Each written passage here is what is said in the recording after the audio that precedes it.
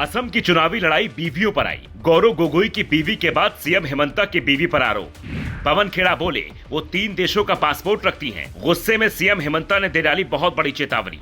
College में मुलाकात, रिंकी को कहा था मां को कह दो मैं असम का मुख्यमंत्री बनूंगा। ऐसी रही लव स्टोरी।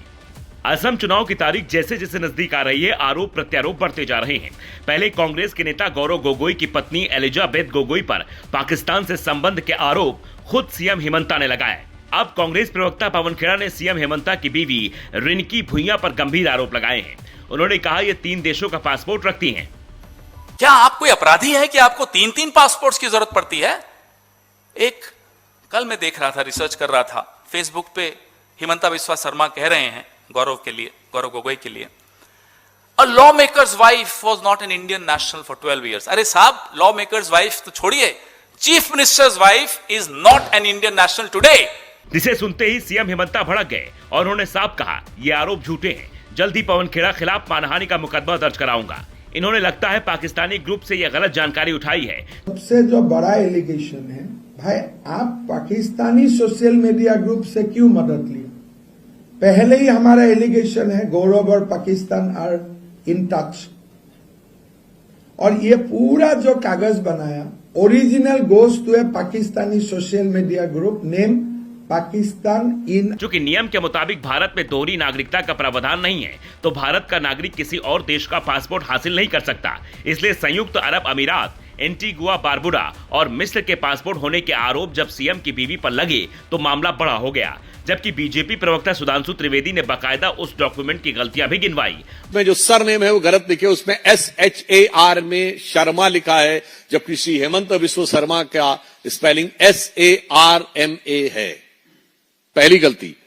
जो फोटो है वो जो वास्तविकता में UID के लिए तुरंत फोटो खींची जाती वो ना देखकर एक पब्लिक फिगर की पब्लिक डोमेन में जो फोटोएं अवेलेबल हैं उन फोटोओं से लगती है।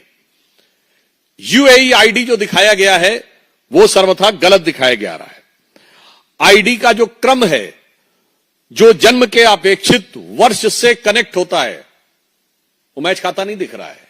UID में जन्म का वर्ष के साथ कनेक्शन होता है। नेशनैलिटी इजिप्शियन दिखाई गई है। एंटीगुआ और बारबुडा का पासपोर्ट दिखाया गया है और प्रिंटेड फील्ड में MRZ के बीच में जो एक्सपायरी डेट है वो उससे मैच नहीं खाती है। तो क्या कांग्रेस ने चुनावी चाल के लिए यह सब कुछ तैयार किया है? अगर हेमंता बिस्वा शर्मा की पत्नी की बात करें तो वो असम की सबसे बड़ी मीडिया हाउस का नेतृत्व करती हैं।